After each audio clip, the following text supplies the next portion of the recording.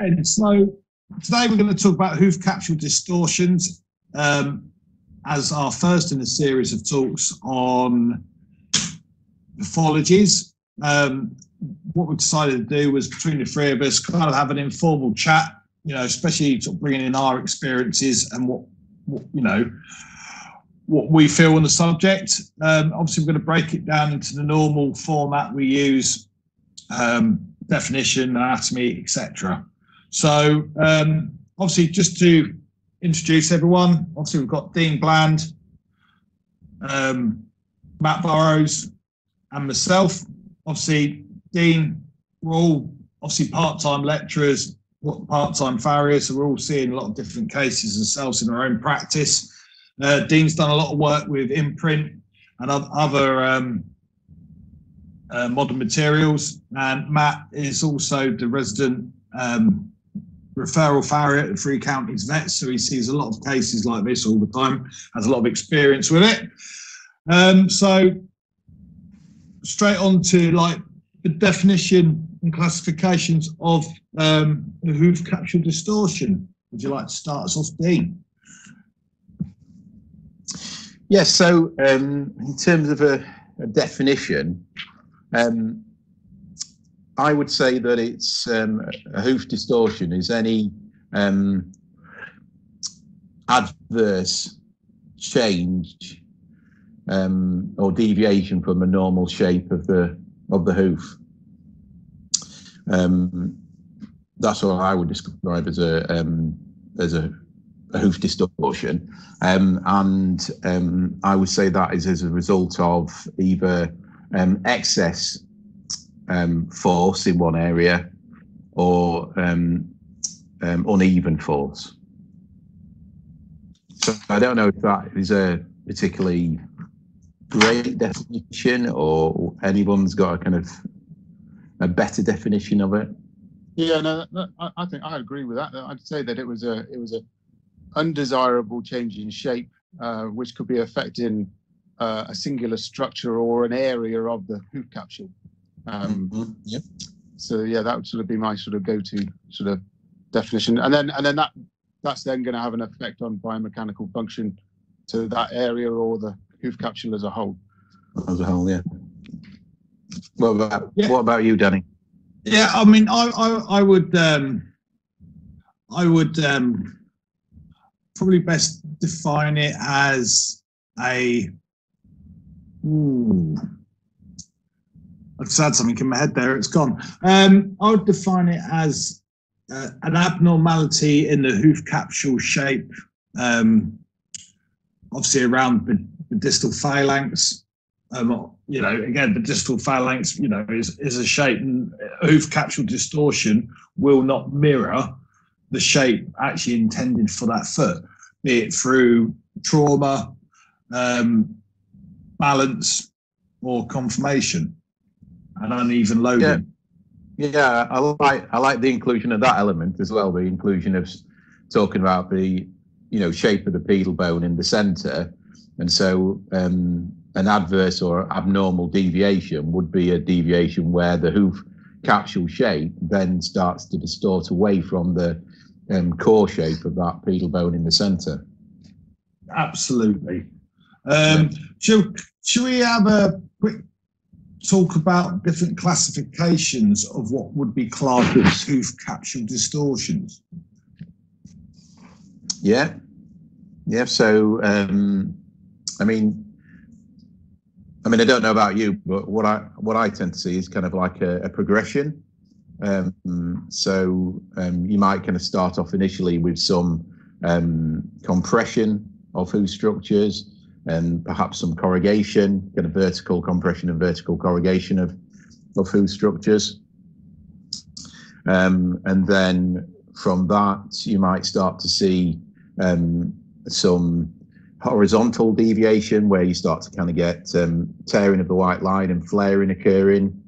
And then kind of going on from there, you can start to see kind of cracks or lesions appearing within the hoof. And those cracks can either be like vertical cracks or horizontal cracks. They can start from the coronet band or from the ground surface. They can be full depth cracks or superficial. They can involve the sensitive. They can be suppurating. So yeah, so I suppose I would see it as kind of like a, you know, in a progression. Yeah. What about yourself, Matt? Yeah, I'd agree with that. That you do see, you don't just suddenly get there and there's a tear or a classification of a crack developed. That it's kind of got this kind of manifesting over a period of time, really, isn't it? It's not. Yeah. It's not something that's just suddenly come about like a trauma or something. Generally, the hoof capsule distortion over a long period of time, that sort of morphological changes.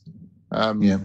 But yeah, so I don't know whether you then want to sort of classify it as like, yeah. So you got flare, or you got that shunting, or a collapse of say the heels. You know, that underrun, underslung kind of. You got like a fundamental collapse of the back half of the foot then. I mean, I wondered in the classification whether you could even classify overgrown foot as a hoof capsule distortion, because, you know, it's not necessarily saying that the foot's been unlevelly or unevenly loaded. It's just they've been left too long, and over time they're going to progressively start to drift or wear one way. That was sort of the different areas. I'd sort of classify them into sort of flares and you've got either compression or unloaded, really, haven't you? With the flare, where it's then not even taking the compression, the ground contact, as it should be. What about you? Well, I mean, one of the things what sticks in my mind over the years is, and I'm going to have to quote Mark Caldwell on this. Right. Is Mark used to always say, in his very basic layman terms, he said, "Thing is, Spud, once them growth plates are shot," he said, the only thing which is going to change in that limb is the soggy bit at the bottom." And by the soggy bit, he meant the hoof capsule. And, you know, once the horse is fully conformed, and let's face it, there's not many perfectly conformed horses out there. If any of them lines are not straight, you're going to have uneven loading, either front, back, side to side, or rotational.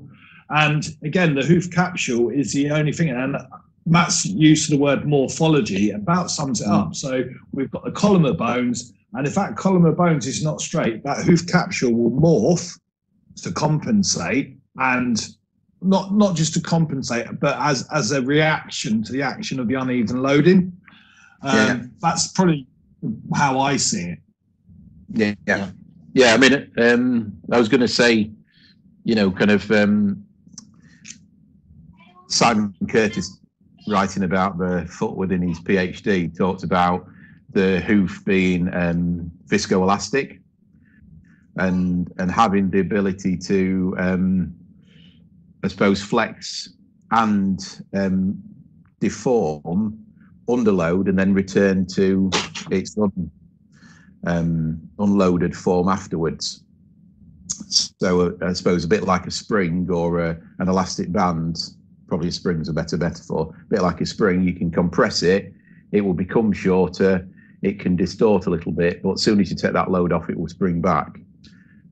However, with hoof, once that load becomes either excessive in a repeated way, becomes excessive, what happens is that instead of it being able to kind of spring and bounce back, it starts to plastically deform at that point.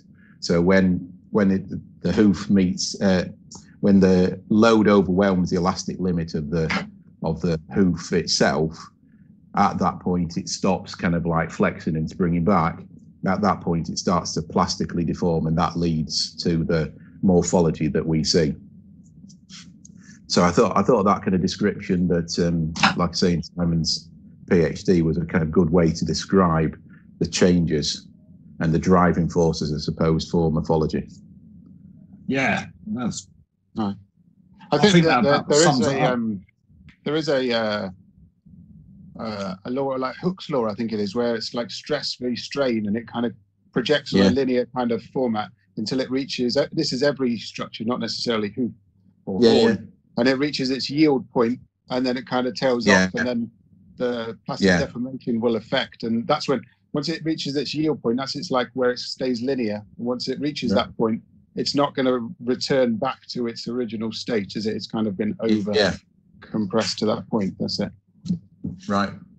So that's Hooke's law. So, well, just to move this on a little bit. Okay. So, as far as the classifications and things we see, and like as Dean rightly said, it's a very progressional kind of thing. It doesn't just all of a sudden overnight develop a massive split from top to bottom. There is, and again, depending on the cases, there is a progression. Depends on the type of the foot and the type of conformation and the environment the horse lives in. Sometimes that will manifest itself as flares, migration of the hoof capsule. Again, that can lead to shearing of the hoof capsule itself, which can lead to cracks, etc., etc., etc. So I think just looking at a few key words here. I mean, we've got flares. We all know what a flare is. Obviously, the hoof wall itself, normally at the quarters, starts to dish out because, you know, there's too much load on the length of structure. I always liken that myself to if you were to get dry strands of spaghetti, good luck finding that in the shops right now. But the longer the strand of spaghetti is, you put load onto it. If it's short, you can put a lot of load. If it's long, it's going to start to bow till it eventually snaps. Obviously, an analogy I used to, I use quite a lot, because obviously the makeup of the hoof wall itself, you know, we've got the tubular horn, etc. It kind of lends itself to that.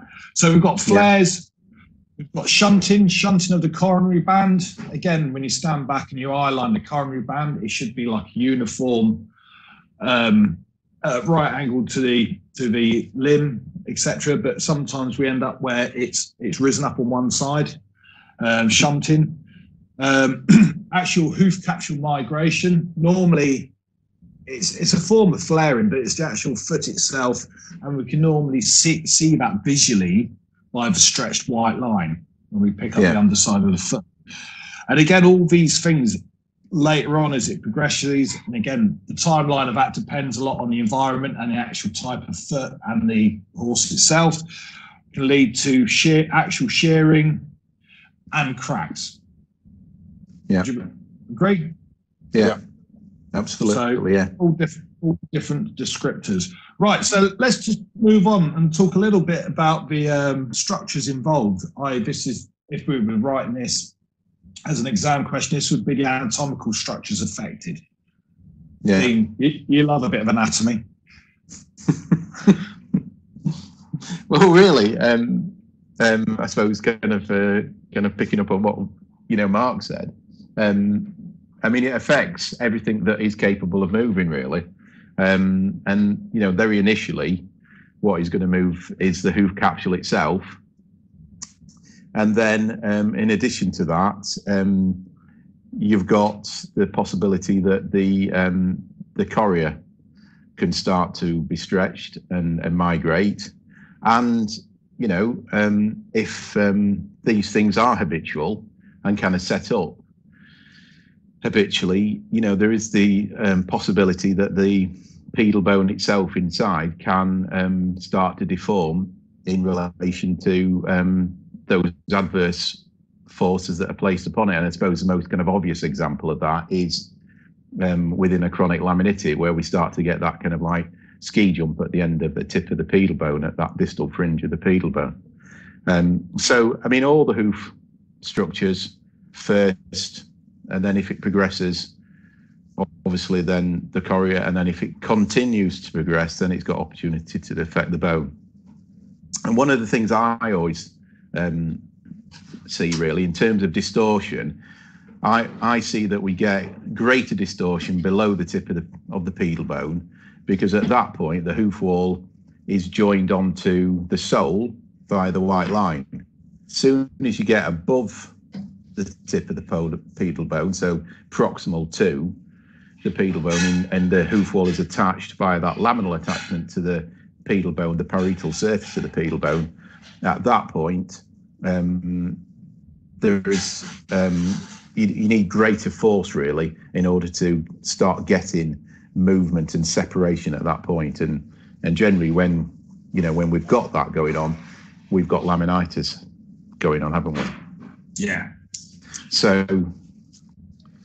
those would have been structures. So I suppose if you were answering this within an exam, what you would want to be doing is, a good sagittal section of the hoof capsule, a sagittal section drawing of the foot would be a good thing to draw at this stage, wouldn't it? Because it could clearly show the different structures involved. What's your theory on that, Matt? Yeah, I sort of noted that pretty much all the structures in the hoof capsule. Yeah, so first off, you're starting with your epidermal capsule itself, and it's not just the hoof wall that can kind of be affected. The bars running underneath as continuation of the heels could get compromised. The hoof capsule distortion for me could also involve a flattening of the sole or a prolapsing of the sole. So I guess that's sort of included onto that. And then, if it's getting severe, then the soft tissue kind of structures underlying for sure, including things like the digital cushion congruency. Yeah. So over time, then that could degenerate. And if we're getting a large compromise of, say like a large shunt onto the one side of a foot or something, then the circulation is kind of compromised, and then the growing structures, and it's kind of like sending us then into a cycle of unable to kind of break out of itself, because we've slowed down the growth in a certain area. But I think you could list pretty much every structure within the hoof itself. For this answer. I mean, I was saying the only thing I'd add to that, or certainly agree with what you've said, is I think this winter really has highlighted a lot of these things we're talking about, because we've had such a warm, wet winter. I mean, a lot of people, when you talk to other farriers, have been saying about how washed out, for example, the feet look. And again, some of the horses we see at Hereford College coming in, which they're not all, some of the horses which get brought in, they're not shod the most regular, and a lot of them stand out in very wet, muddy conditions. And the feet, the migration, the shearing, the stretching of the white line. And again, like it's not just the hoof wall we're talking here. We've seen prolapse soles, stretched white lines, crushed bars, and even distorted frogs, just where the feet are just so wet and they're just loading and everything's crushed. It's very easy when people start talking about hoof capsule distortions just to think about the hoof wall, and it's all linked.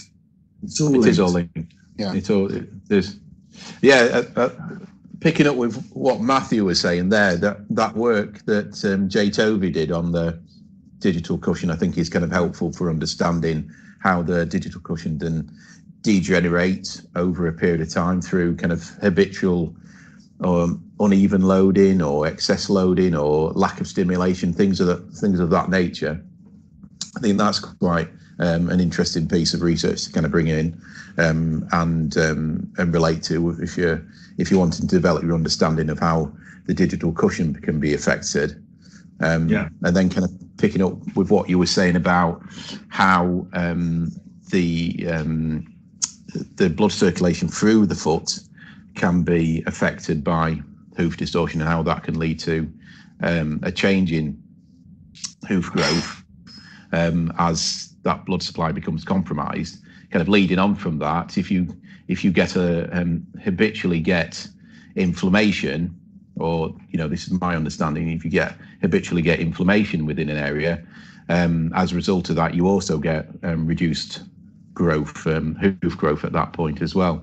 So if you've got an area, say seat of corn area, that is just habitually inflamed and developing bruising in a corn, then it's going to slow down that production of sole in that region as well. I don't know if that's something you've seen as well. Yeah, I mean, again, the whole subject, it's a bit like when we talk about bone growth with the push and the pull, it kind of, you'll compress one side, which actually will end up causing more. And it's a bit like the hoof capsule distortion, where we'll end up with a distorted hoof capsule, which will disrupt the blood supply, which will then cause more growth on the other side. It's a bit of a vicious circle.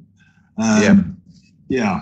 Right. So let's just move this on, and let's just talk about some of the causes, the contributing factors which tend to cause this, or certainly speed up the progression. And again, just to point out, as farriers, we'll have horses we've been shearing a long time, and we notice the little changes and the changes in the foot and the foot shape. And then again, as referral farriers, we'll get dumped these very far down the road kind of progression of these problems. And then, we've got a big job on our hands to try and put that foot back in the box, if you like. So, let's just talk about some of these contributing factors which obviously cause this problem in the first place, and can obviously differentiate between a slight hoof capsule distortion and a big hoof capsule distortion. Hi. So, conformation is probably a big one that you kind of see leading on to these kind of deformations. Generally, if we've got anything, and we already discussed this already, if we've got anything that's non-ideal, it's not underneath the load bearing of weight from the horse above, then we're going to be have more force going through the structures on one side of the foot or the other, and then that could be exacerbated through the gait. So if the horse then starts moving and that conformation's affecting the loading and landing and loading of that foot, and the harder work, the faster work they do, the more forces that are going through that foot, and the type of work they're doing, the ground effects that they're working on. So something that's doing a lot of concussive kind of road work, if they've got a conformational defect and it's landing unlevel, then the changes could happen fairly quickly on that sort of horse. Definitely conformation. So if you've got like a toe out, it's probably going to be landing onto that outside of the foot and almost loading onto the outside of the foot. Sometimes can rock around and then shunt the inside heel, and it kind of causes this whole tearing of the sort of hoof capsule sometimes. And another one I see fairly regularly that kind of causes some lameness through hoof capsule deformation is where you have like an offset hoof capsule. So it's almost like the limb isn't going through the hoof, it's kind of offset to the outside, so all the force is coming through the medial aspect of the foot. That inherently kind of creates this unlevel land, and then unlevel loading, causing compression of the medial heel. That's a really sort of common one I see. I don't know if you want to carry on. Thinking of a few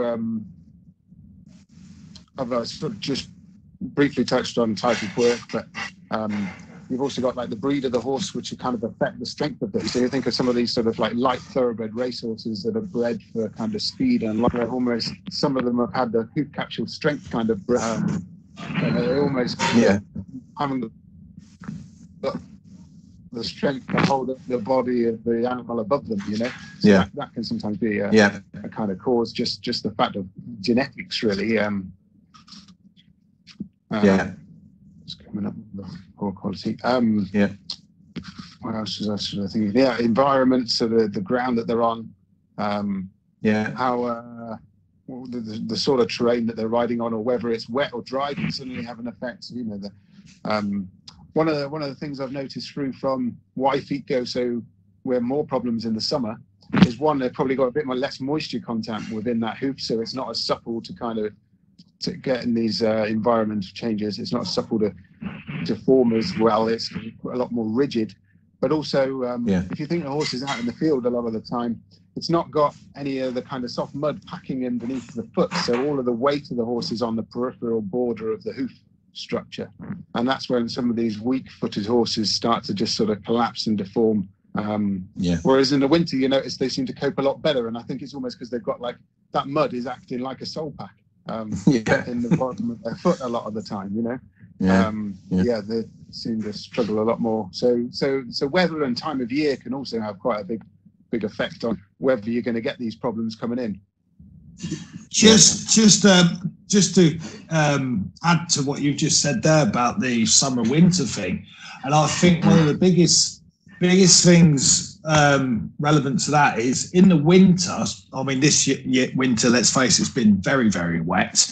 But you know, most winters we have, those feet are always wet. I mean, even when they're stood in the stable, the atmosphere, the air, which was a lot more moisture. Whereas in the summer, you know, they have a lot of dew at night time. So you go out in the fields in the morning, the grass is always wet, the feet are wet. Whereas by lunchtime, everything's dried out. So it's kind of like, you know, it's like your dad's old car cleaning sponge. It's wet, dry, wet, dry, wet, dry, and it just falls apart. And, you know, I see that, you know, I think a lot of these hoof capsule distortions probably end up cracking and splitting a lot more in the summer, and definitely a lot harder for us to deal with in the summer than now in the winter. And that's, I think, because of the elasticity of the horn is kind of affected a bit because of the dryness, and because the structures weaken. That kind of intertubular horn is probably getting a bit more sort of moisture going in and out and breaking down that matrix that's kind of holding everything together. And I do think, you know, when you talk to, I mean, obviously, certainly with social media and air travel, the world's got a lot smaller place now. And, you know, we have a lot of discussions with farriers from different countries where, be it wet or dry, they tend to have a lot more of a stable environment to work in. And I do think, you know, this is one of those things with us poor English UK-based farriers, is we've got all the worst weather conditions all piled into one, and depends what day it is, depends what we're going to get. And I do think when you go to some of these other countries which are either mainly wet or mainly dry, their feet do look a lot better, or certainly look a lot better maintained than some of our feet do. Yeah. So I think you're right in saying that, you know, that the variable weather is probably less helpful for horses' feet, and kind of picking up on what we were saying about a lot of these kind of problems being kind of progressive. I think one of the variables here that can affect the development of hoof morphology and I suppose the extent to which it happens is that kind of relationship that the farrier and owner have. So I think if you've got a good owner-farrier relationship where everyone's communicating and everyone's kind of like watching and on it and very happy to kind of resolve even the smallest issue as it occurs and keep on top of things, I think the chances of adverse hoof morphology getting really, really bad are much, much more reduced. One of the things I find is within the kind of referral work that I get, is quite often within the kind of backstory when I'm talking to the owner. And one of the elements of the backstory is that at some point, the kind of relationship between the owner and the farrier are broken down, and perhaps they're no longer working as a team and no longer kind of like looking after the horse as a team as they should be. And so as a result, something that could have been picked up and maybe kind of dealt with much, much earlier within its journey is allowed to kind of get worse and worse and worse until the point at which that horse goes lame, and then the vet gets involved, and then, you know, things start to unravel at that point. I don't know what your experience of that is. I mean, Matt, because you obviously do a lot of referral work. Yeah, so I think, I mean, communication is key. But even with my own clients, you know, every time you arrive at the yard, you want to ask how they're performing, and then also to then with that kind of gait assessment. Every time you shoe the horse, ideally, you want to see the horse walking and trotting before you sort of shoe the horse, so you can get that idea of how the horse is loading and landing that foot. I know practically a lot of people are like, oh, I can't do that every time, and I understand that, but you need to be doing it at least sort of every other time if you can, to sort of get that consistency in your head of how that horse moves naturally, and then if there is anything abnormal, you can spot it sooner. Another sort of thing to add in that kind of communication would be the teamwork of adding in other professionals like physiotherapists. And I sort of use this from a foot morphology point of view. And I've had a couple of horses actually which are landing like another level landing on the forelimb, like a outside onto inside heel. And I've tried all sorts to kind of get them landing level, but never managed to quite get it there, even with like a slight medial lift and things like this. And then I've had a physio come along and they've looked at it and they found that it's really tight up in its neck, and they've done a bit of work on this. And then suddenly this horse starts landing so much freer and more, So sometimes you can be doing all these things as a farrier, but it's not necessarily, the cause isn't always the foot. It could be something higher up. It could be a muscular kind of tightness. It could be an injury somewhere that the horse is holding through its back or something, which could be kind of leading on to this hoof deformation. So then, like the owners are always kind of always quickly to judge and say it's the farrier's fault, but it's not necessarily the farrier's fault. They may not have picked up on it quick enough to sort of address it, but a lot of these things are often have sort of causes outside a farrier cause, whether it be an environmental, an injury, or just genetics of the horse being bad. But just to add, so the bringing in other professionals within the team of the owner kind of farrier working relationship will help you sort of recognize these faults and sort of then get on to correcting them. Absolutely, I totally agree with that. Yeah. So obviously, sorry, just talking about the causes there. So I mean, again, and to the students listening to this, you'll probably, the more we talk about different types of pathologies, etc., you'll see a lot of repeat themes as far as causes. I mean, conformation is probably the biggest cause of most of the pathologies we deal with in one way or another. And again, coupled with the type of work that the equine's doing, conformation again is linked with breeds. I mean, certain types of conformations do tend to show up in different specific breeds. And again, the environment plays a massive thing. I mean, again, looking at, for example, Facebook, looking at horses in America with side bone, that hoof capsule morphology, what we recognise with side bone in the UK, isn't necessarily what you see in the United States or other parts of the country. So, everything is specific to where it lives. And again, we can... We'll go on, Matt, sorry. I had another kind of big kind of cause that I sort of see is just the aging of the animal. So as horses are aging and their joints are starting to get more uncomfortable and losing their flexibility, then the gait's going to alter on the horse. And then that is also a contributing factor to lead them to foot morphology. So that's kind of another sort of big one in there you'd want to...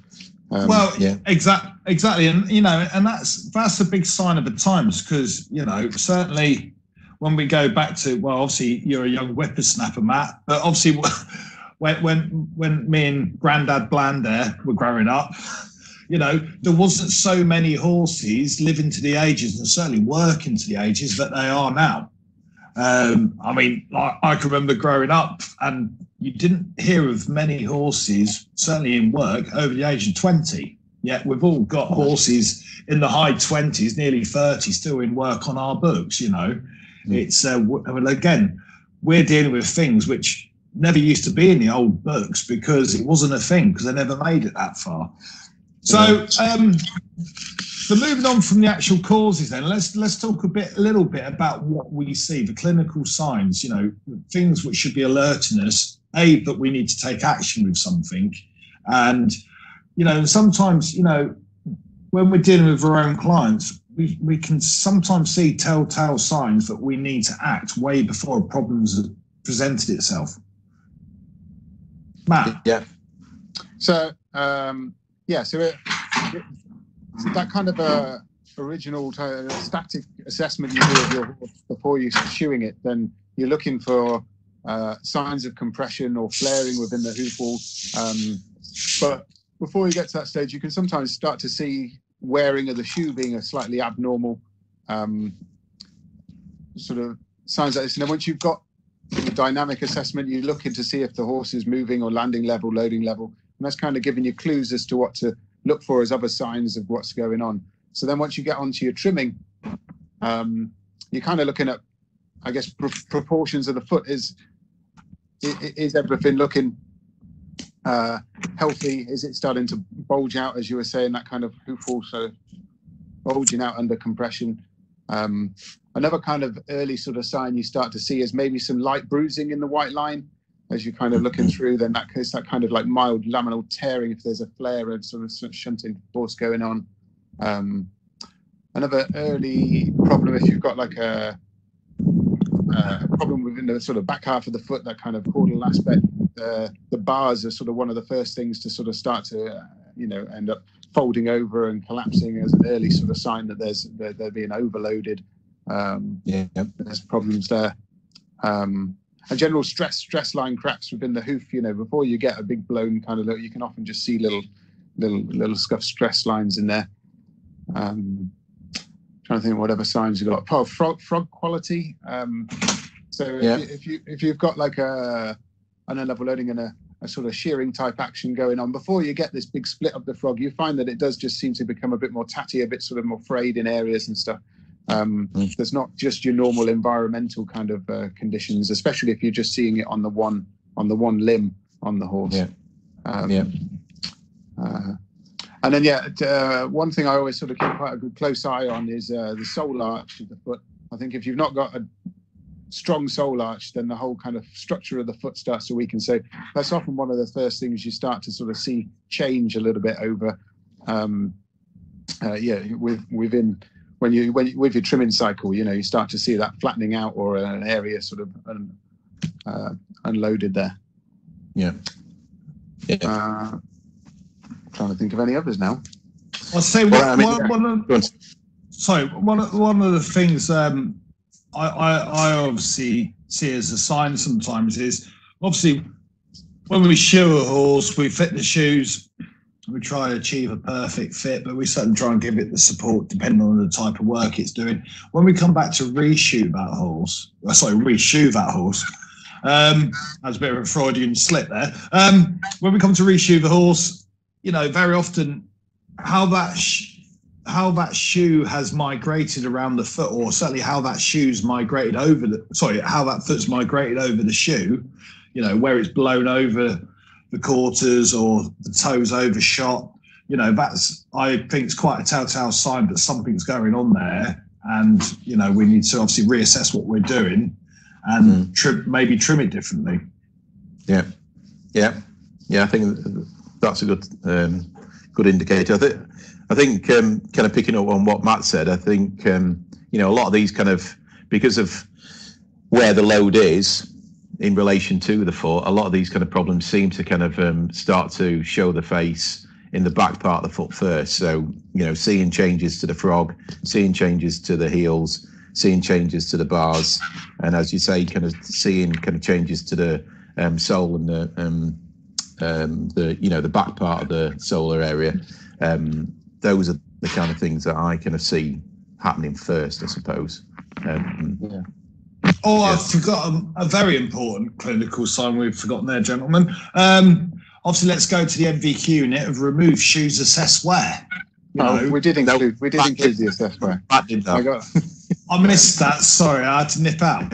Right, so obviously shoe wear is a massive important factor. But again, one of the problems with that these days is shoe wear is getting harder to assess, purely and simply because most horses actually spend most of their time in an arena surface and they don't actually wear the.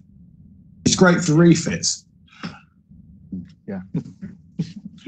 So obviously not of the pathology because it's to can be used.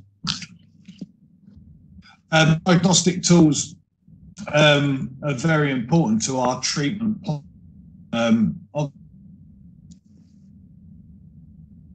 in a case like this is X-rays. What would you like to talk a bit on that, please, Dean? Yeah, I mean, X-rays are really, really helpful because it can tell you where that hoof capsule is in relation to the pedal bone. So, if we're thinking that it's the pedal bone that is going to be the last thing that's going to get changed within adverse hoof morphology, or adverse foot morphology, that pedal bone is a really good reference to see how much distortion has taken place and specifically where that distortion has taken place.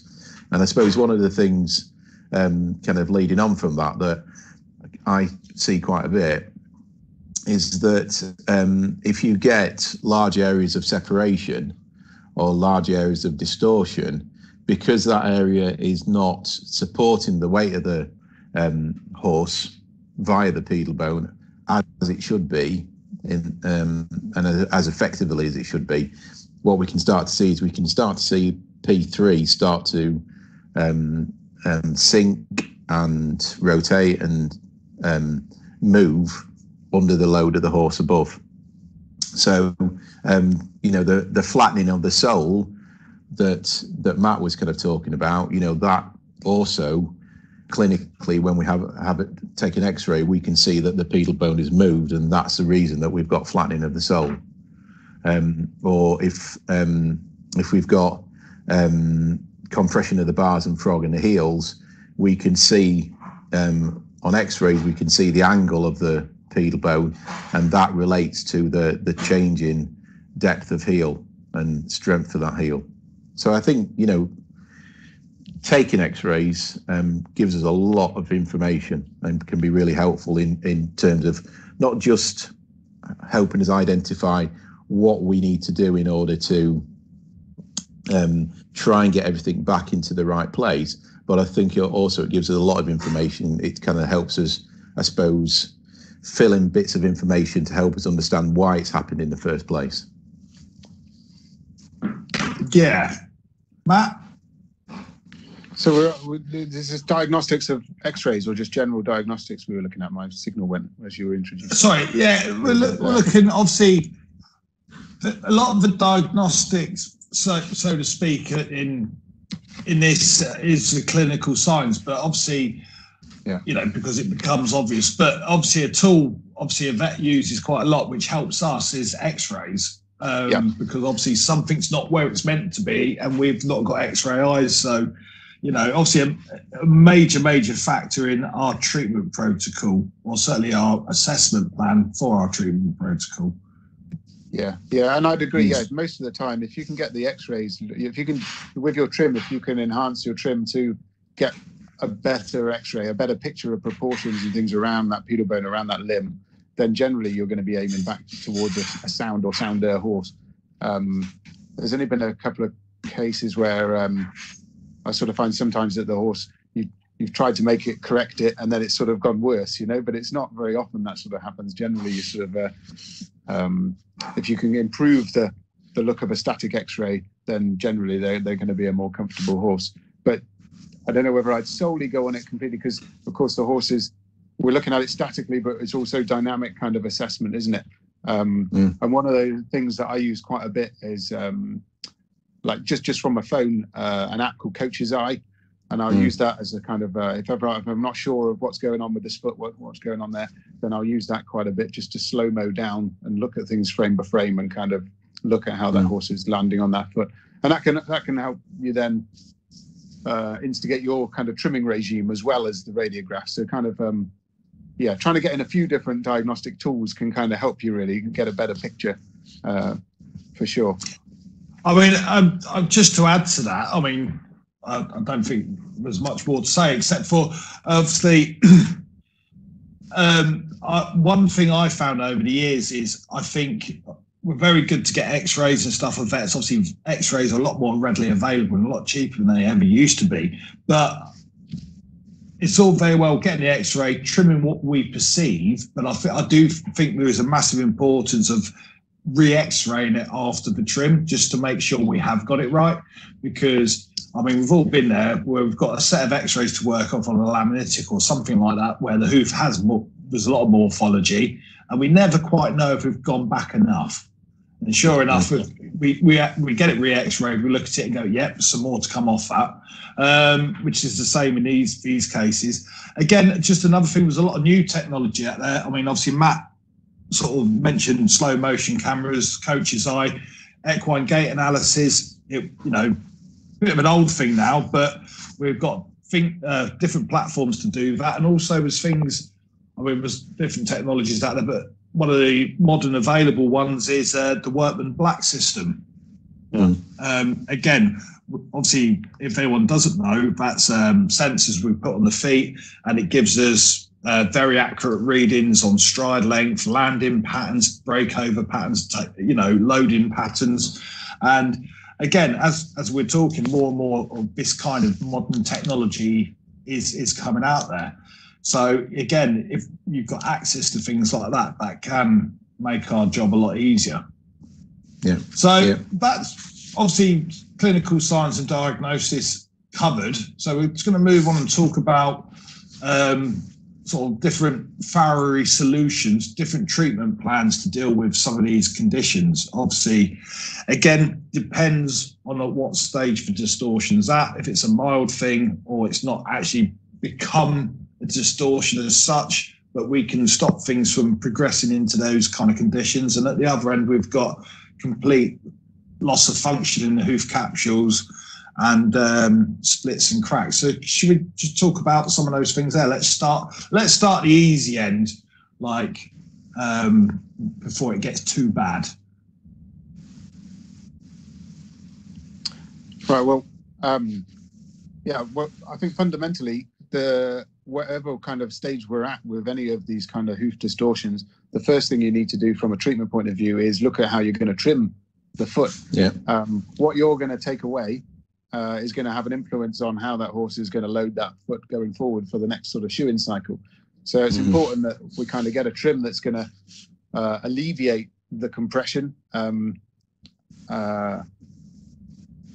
guess, that's the easiest way I can kind of put it. So if we've got like a hard first strike landing, say on the outside toe quarter, then we're going to maybe want to look at some sort of dynamic type trim to be able to compensate for that and kind of create an even footfall or level footfall and even loading.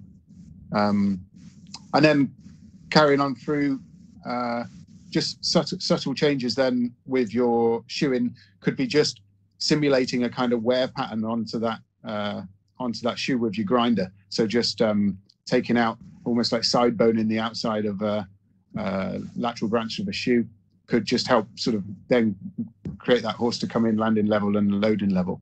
But it's difficult to sort of say when there's so many different sort of hoof deformation cases as to which to specifically sort of name or generalize a treatment. But I mean that's all kind of good foundation Farriery, isn't it?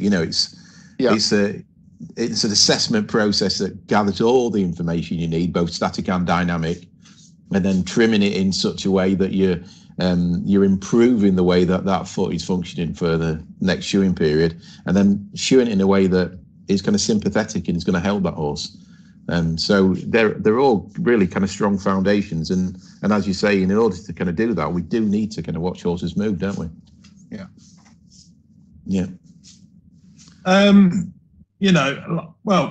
Again, going back, obviously the trim is fundamental in a lot of these cases. Certainly if we've got the foot to trim, again, we look at some of these thoroughbreds and other types of horses, and again, dependent on the amount of hoof growth, sometimes we've not got enough foot to play with to actually achieve what we need to get the level footfall and the level loading, or certainly a compromise between the two. But again, if we can't do it with the trim, there's different types of, or different variants of shoe, different variants of pad. We can build up the foot with modern materials. There's a plethora of different modern materials out there these days. But again, one of the other key things is support. Again, depending on the horse's type of work, again, with certain types of work where we can't give too much width and length or too much support, certainly in some of the faster disciplines. But I think one of the key factors, especially in the hoof capsule distortions, is the reduction of shearing forces. You know, and I do think with shearing forces, the only way to really reduce that is by putting 360 degrees of shoe on the foot, i.e. a bar shoe or something, a similar variant, depending on the actual horse itself. Yeah, and almost trying to centralize the load, isn't it? That's sort of bringing that force that's on the peripheral hoof wall that's taking this strain and deformation and bringing it inwards underneath the foot and underneath the limb to alleviate some of the pressures. One of the ways I'll do this, if you've got, say, one side of the foot compromised, it's shunted, I'll quite often put like a half heart bar on. I quite like a half heart bar. I find that what that's kind of doing is you can load onto the frog, you can take a bit of the pressure away from that hoof wall, you can just float it a little bit if you need to, or a lot if it's got a large shunt. But and then that half heart bar, the shape of it is kind of mimicking the hoof wall continuation into the bars. That's almost like the foot's got its own natural centralizing kind of makeup, really. The heels don't just stop at the heels, they continue up, and they almost make their back to the central rotation of the foot. They're kind of like pushing that force back into the middle. But if you've got a breakdown in that kind of structure by putting a shoe on that's kind of going to mimic that, whether it be a half heart bar for a one-heeled problem or a full heart bar for a two-heeled kind of problem, that's kind of like just helping to bring everything back in the middle and sort of centralize it. Just reduce it, which is what it's doing, is reducing that shear force, as you say, Danny, away from some of the compression forces, away from that area of the foot. Yeah, I mean, I totally agree. I mean, I do think the half heart bar shoe, especially in the lateral medial type distortions, is a really good tool, and it's something you don't see. I mean, I years ago when I was shoeing a lot more horses, it was a shoe I used to put on quite a lot and had a very good success rate with it, especially those offset feet we was talking about earlier. I had a lot of really good success with it. But we had a student, I don't know if it was the last set of exams or the set before, who came in with his shoe board, and he'd got a half heart bar, and he said, well, I don't know whether to put this on the shoe board because I don't know if it's his boss or someone else he'd spoken to, but whoever, they said avoid those, they're quite controversial. And I don't know where that's come from, because it's quite an invasive shoe. It's one of those shoes you can put on a horse's foot and it's either going to help it or it's going to do nothing. It's not detrimental. It's you don't need to make one with a massive frog piece. Just having a continuation of the section going in the line with the bar onto the frog will do the job. I mean, I think personally, I think you're right there in bringing up the size of the frog plate, and it just needs to be the section turned back on itself. I mean, there's a lot of people I think have got confused with the size of the frog plate, because what was going on a couple of years ago with the associate of the Workshop Company Farriers exams, where they were being told to put on a frog plate on the half heart bar, which mimicked the size and shape of the frog. And I've always had this belief that is totally over the top, but I believe that protocol came in purely and simply because, I mean, some people think that the bar of the half heart bar should go up the side of the frog to mimic the angle of the frog. Some think it should go up the centre, and I think that was brought in between arguing examiners to rule out any just to take away, if you've covered the whole frog, there is no grey area. And I think that purely came out, I mean, this is just my theory, but that's where that came. I mean, you don't buy heart bars off the shelf with a frog plate which mimics the shape and size of the frog. It's totally unnecessary. That's right. But I do think the half heart bar is a really good shoe. I mean, you're adding literally 2, maybe 3 inches to the stock or the shoe you've started with, so you're not excessively loading it. You can spin them out. Too much weight.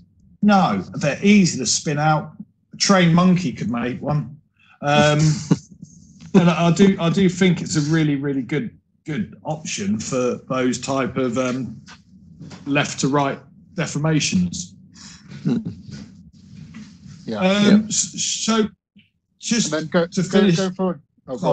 Just from a sort of trimming point of view, if you're looking at a distorted hoof capsule and you're trying to treat it there, one of the things that I'll kind of do, looking at the hoof wall can distort and the white line can distort, but generally I find that sole line always sort of stays a pretty much tight shape around P3. So I'll look at that line as I'm kind of gathering around the trim before I start. I'll go around the foot before I start trimming down. Gathering in any sort of flare and things, and I think that can help you with your trimming process as a reference point. That if you use that sort of sole margin rather than the wall margin, because everything else can be distorted out of what is a true kind of back to where the hoof capsule should be. Yeah, I don't know. That's just a bit of a tip, because sometimes I see that people are sort of almost not taking enough flare off because they think that they shouldn't be going in anymore, but often, if you look at that sole line, the white line's distorted with the wall, and you can bring them in further than you think. Yeah. Yeah. Well, so that's sort of pretty much, we've covered foot trimming. We've talked about different types of shoe, and again, the type of shoe we put on nowadays. Again, we used to talk about type of work a lot, but one of the big factors what influences our shoeing plan these days is the type of surface that horse is working on. Yeah. Is it working on hard surface? Is it working on soft surface? Is it doing 50-50? So, because obviously some types of shoes do not work on a soft surface. If we are, for example, if we were to put a medial uplift on a soft sand surface, that's just going to sink into the ground. It's not really going to do much. But just to move on, move it on a bit, because we've been talking quite a while now. Just talk a bit about modern materials, especially when we get to the catastrophic sort of like end game of these distortions, when they've not, and we see them.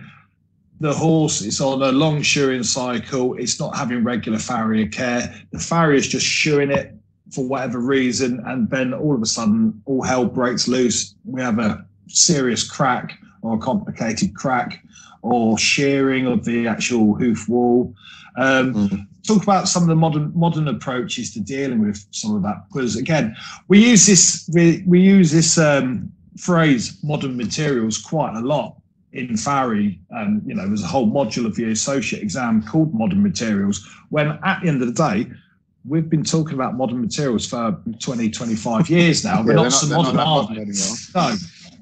No, we've got students who haven't been alive that long, so let's talk about what we class as modern materials, which have been around a while. Let's just talk about some of the things we could be using. Steve? Well, I've got some animation if you want to have a look at some animation. I would love to. Okay. I'll have to share my screen, though, to do this. Shall we give this a go, see if it works? Yeah, see if it works. Okay. So I'll share that. See if you'd like to record this. Open system preferences.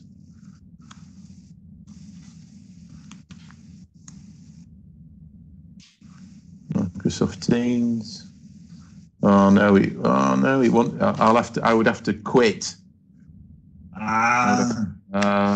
So I can't do it. Describe it. You can describe it. Am I sharing it now? Can you see my screen?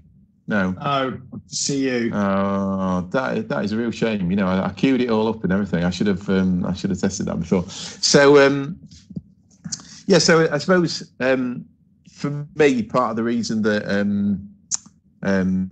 I use modern materials is to try and rehabilitate feet and remove areas that are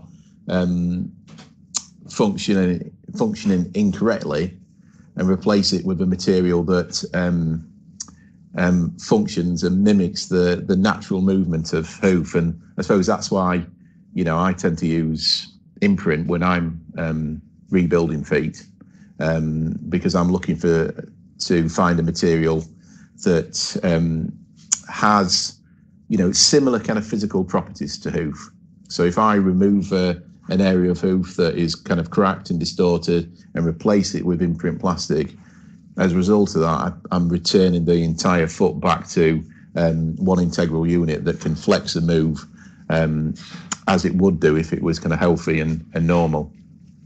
And like I say, it's a real disappointment that I'm not able to share some animations, because I've got some, quite good animations that are created for Farrier Focus when I did that talk in 2016, kind of showing the different effects. Well, the other thing we can do with that, actually, if it's any use, is if when we actually do post this, we could always put the pictures in the comments below anyway. Yeah, absolutely. Yeah. So yeah, I suppose kind of historically, there's been a lot of kind of talk about kind of fixing cracks and holding cracks, and the kind of language that people use, for me, kind of mirrored the kind of approaches that they were using, because there was kind of a lot of emphasis on using kind of rigid materials that would hold or fix that area of the hoof and stop that area of the hoof from moving. But for me, that if you look at the hoof in a transverse section, the hoof wall kind of forms the shape of a leaf spring, doesn't it? Yeah. A much more curved leaf spring, than a car leaf spring, but still a leaf spring. And part of the way in which the hoof dissipates those forces that are placed upon it is by flexing and moving like a leaf spring. So for me, if you've got an area that is functioning incorrectly, and then you just try and brace it, hold it, fix it with something that's rigid, what you're doing, you're mimicking the same kind of uneven and adverse concentrations of loads that's led to that crack in the first place. And I suppose this really kind of came home to me when I started, first using, I suppose under kind of like, veterinary direction, started using some of these kind of structural adhesives, and finding that the structural adhesives were so rigid that they were actually kind of like holding, casting that foot in excessively and stopping it and restricting movement. And I found when I use imprint plastic, because it's got the same shore hardness as hoof, it flexes and moves like hoof. If I remove an area like a vertical crack, if I remove that and replace it with imprint plastic, what I do is I return that leaf spring, and we get full circumferential flexion of that entire hoof capsule. And I find if I do that, what happens is then because the foot is now functioning correctly, I just get new horn growing down from the top that is free from that distortion that we've addressed. So that's my experience really of using modern materials. And I suppose kind of leading on from that, I suppose one of the things that I will do a lot is I will use imprint plastic to almost create like a prosthetic ideal foot. So I'll remove areas that are non-functioning and replace it with imprint plastic to create a foot that, with the prosthesis, functions correctly as an entire unit, flexing and moving as it should do.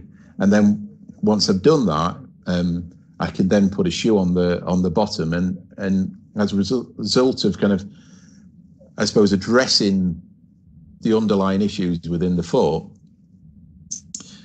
quite typically the shoe that I will put on will be less radical as a result of that. So it may just be a straight bar shoe, because I won't need to kind of come up with more kind of radical kind of solutions as opposed to improve balance, because I'll have done that within the hoof rebuild and rehabilitation.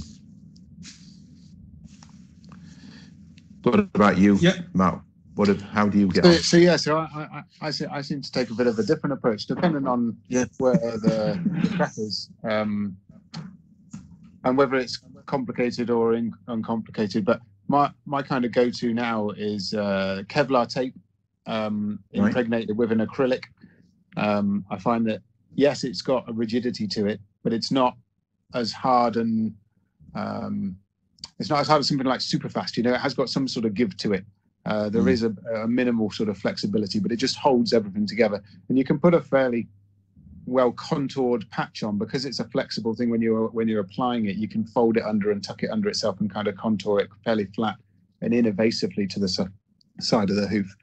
And then generally I'd combine that with a stability bar shoe, whether it be a heart bar or straight bar, or and then float the affected area. So if it's a quarter crack, I just completely take away that kind of contact on that heel, so that, whereas you're saying you're getting the whole hoof capsule to work, I'm sort of thinking, right, I've got a complete breakdown in the function of this hoof capsule, and we've got a tearing effect in, possibly sensitive structures. I just want to give that a 3-month break from all these forces that are kind of going through it. So I kind of tape it structurally together, and then take the contact on underneath, so that to allow that coronary band and that whole area of that foot just to rest, and all the growing structures above it to rest, and so that they can develop that recovery without it being under that kind of stress and compression.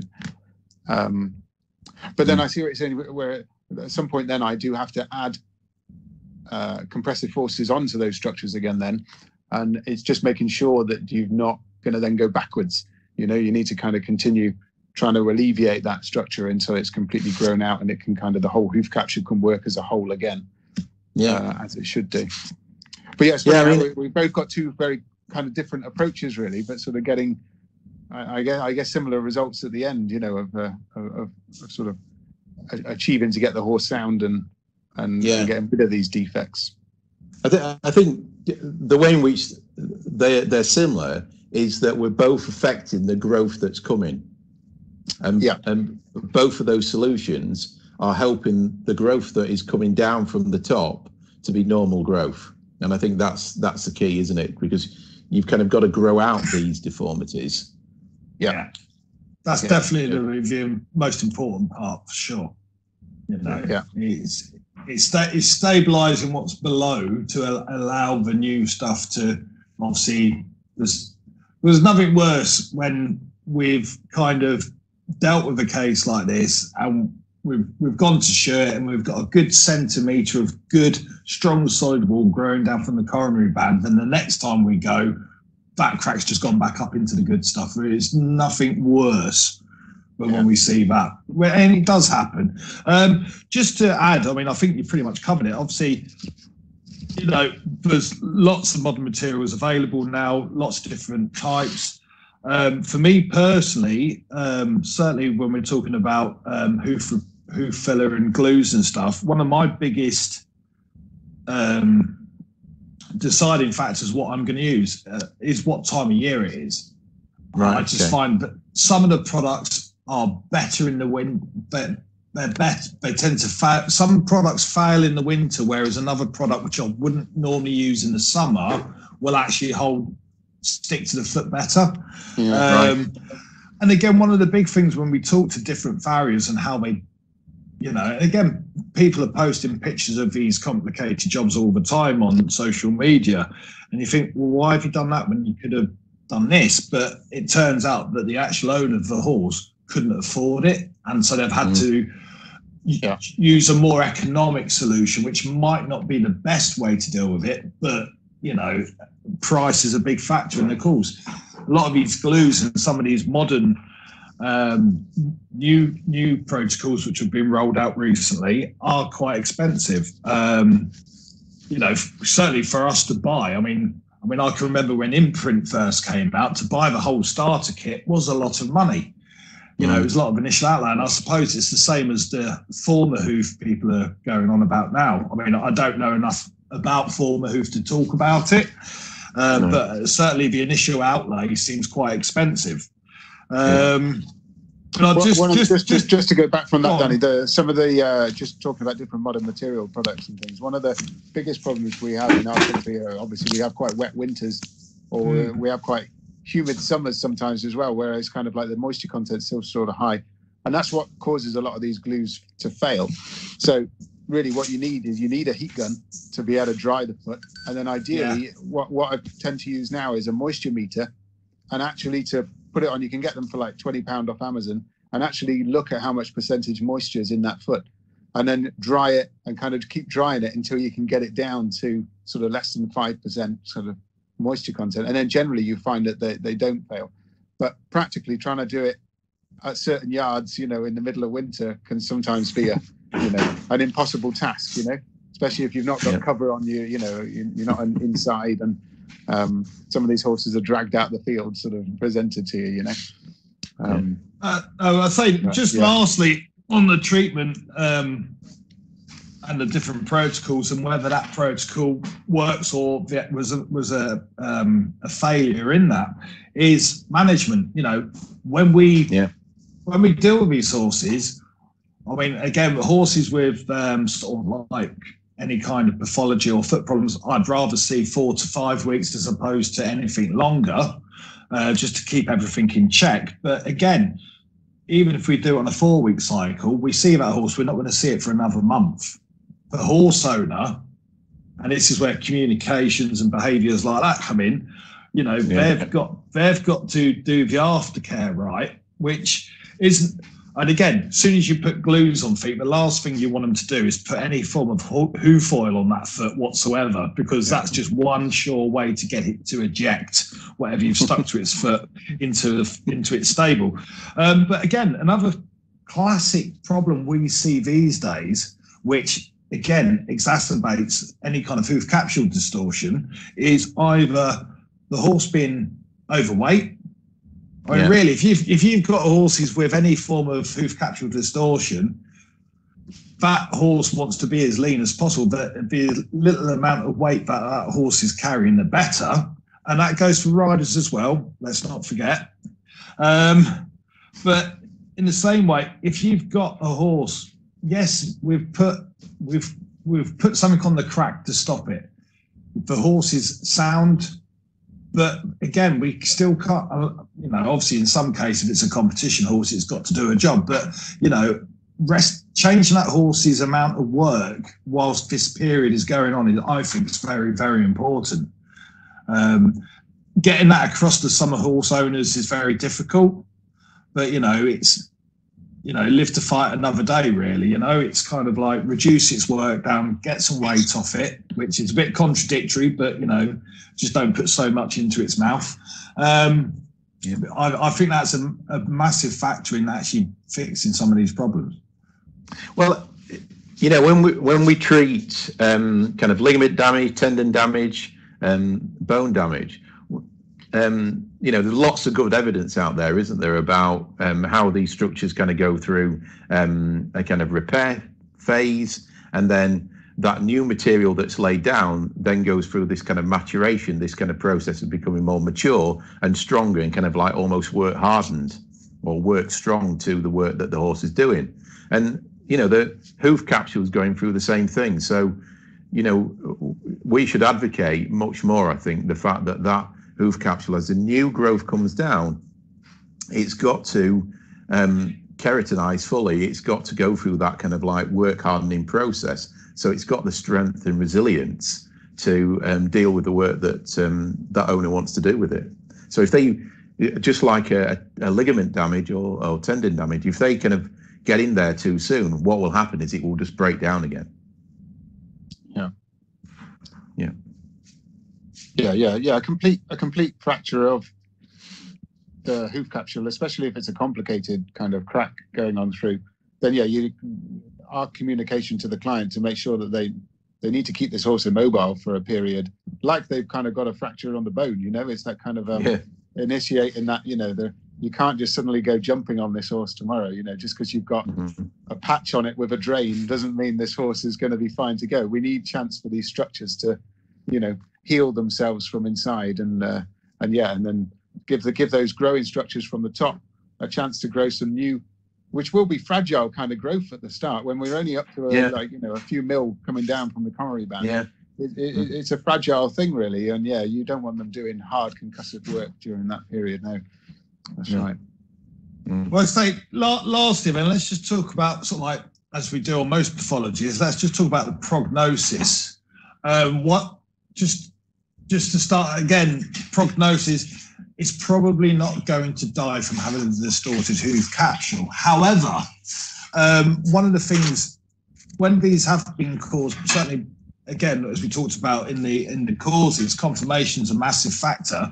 That conformation is never going to change. So once we have got hold of the problem at whatever period we caught the problem in, whatever phase we caught it in, you know, we need to be aware of that for the rest of the time we're shoeing that horse. Because if we just go back to normal shoeing, there's every possibility that that's going to happen again. I mean, I know a horse that I was shoeing, Grand Prix dressage horse, that blew a big quarter crack, and you know, we shod that. we had a patch on it, metal patch on it with glue and some screws. It grew out, and touch wood, over the following 4 years, it never blew again. But we shod it, and it's been sold on now, so it's no longer my problem. But you know, there is always that fear that they will blow again. And again, I think, you know, proper assessment when shoeing and doing the right thing and not going back into just slapping sets of shoes on it is really, really important. Yeah, I think you've got to, as you say, you've got to understand that you've got a problem.